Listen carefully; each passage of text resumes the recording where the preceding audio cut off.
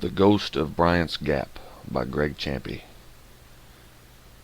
Our travels have taken us to many places.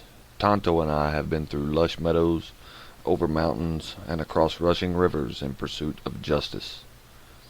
However, this story is one of remembrance, and it is one of realization.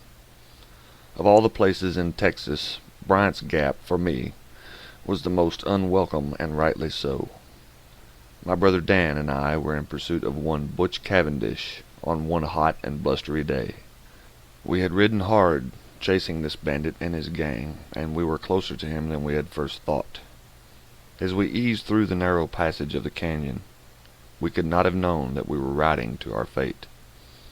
One of our own, Ranger Collins, was also one of Cavendish's men, and he had indeed betrayed us and our intents to the bandit himself. The corridor of the gap was no more than 2 horses wide for the most part, but widened to 5 horses at a certain point. We were going to rest from the heat at its widest point. As we dismounted, we noticed that Ranger Collins was nowhere to be found. That gave us an uneasy feeling, to say the least.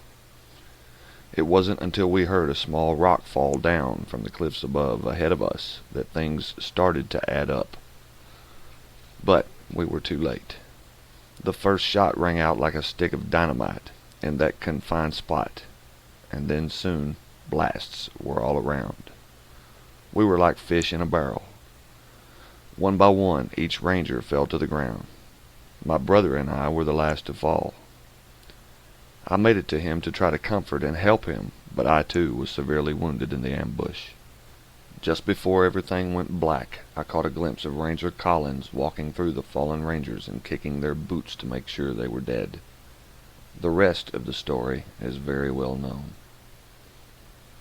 It had been exactly 10 years to the day that the ambush happened. The shortest route to our destination was straight through Bryant's Gap. Tonto and I did not have the convenience to ride around the canyon because time was of the essence. We had just sent a telegraph to the marshal of San Antonio as to the whereabouts of one Jimmy Jack Williams. We were on his trail and informed the marshal to meet us on the other side of the pass so we could get our bearings on his probable destination. We had 2 locations in mind, Backwater Creek or the Singing Caverns. He was definitely at one or the other.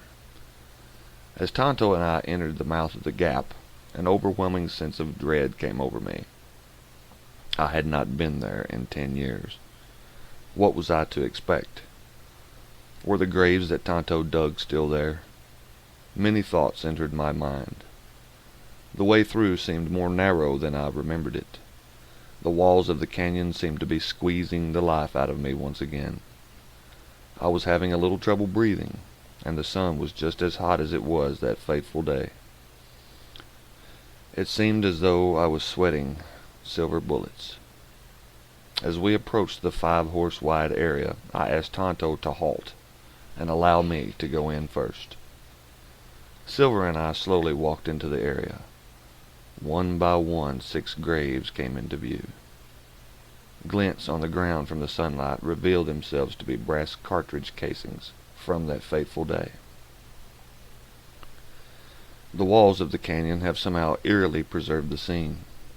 The shells look as though a ranger had just ejected them for reloading to continue the fight. Pock marks in the once smooth rock walls tell of missed targets by the men on the cliffs. Upon reaching the mounds of dirt on the canyon floor, I dismounted Silver and walked over to them. Upon each mound, I placed a silver bullet and a promise of justice to them as long as I lived. As I spoke the final word of my pledge, I heard a small rock fall from the ledge above me. Then, from out of nowhere, a whisper said, "John, take cover." I gave no time to figure out if it was my imagination or not, as I dashed under a rock overhang. I called to Tonto to take cover as well, but there was no answer from him. The whisper, I noted, sounded familiar, like my brother, Dan. But how? I scanned the above ledges for glints of gunmetal and movement, but I saw nothing, and all returned to dead silence. Just silence. I crept out from under the ledge with both guns drawn, expecting the unexpected, but nothing happened. I felt like a little boy, being scared of monsters that weren't there. I called for Tonto again, but no answer. I then noticed the small cave where Tonto had cared for me during my healing from the wounds that I had acquired during the ambush. The little stream still flowed, and the black soot from the many nights of Tonto's campfires was still visible as a shadow on the ground. My deepest gratitude to my friend at this point. He was there for me when no one else but the enemy was. If it wasn't for Tonto, I would not be alive. I called to him again, but no reply was given. I finally mounted Silver and went back to where I had left he and Scout to wait, but they were not there. Their tracks led back out of the canyon. That's when I heard it. A gunshot. Bam! It sounded like it was coming from the ambush site and above on the ledge. I hurried back to the gravesite and dismounted Silver, and then heard another shot. Bam! Silver was spooked somewhat and was startled enough to rear. Then what sounded like a handful of rocks swiftly rained down from the ledge. I knew someone was up there, and they were shooting. It wasn't my imagination. This was really happening again. That's when I heard the whisper again. "It's all right, John." As I looked over to the graves, I saw a small dust devil rising up from the one that Tonto had dug for my brother. After that, I heard the whispering voice no more. The sweat from under my mask and hat made it feel like that they were glued to my head. I was in a very tight spot, totally at the mercy of the canyon and whomever was up there. That's when I saw Tonto above me. "Kimosabe," he yelled. "Me check Cliff. Kill 'em rattlesnake." My heart sank and rose at the same time. I just sighed and yelled back to him, "Be careful up there." I mounted Silver and continued out the other side of Bryant's Gap, where Tonto came down from his lofty perch, carrying a diamondback and shaking his tail. Up in the distance we saw the marshal, waving and riding to meet us. When we got close enough, we all dismounted, and I went to my saddlebags to retrieve my map, when I noticed something very strange. There on Silver's white coat, close to where his tail is on his rump, was a blackened, sooty handprint.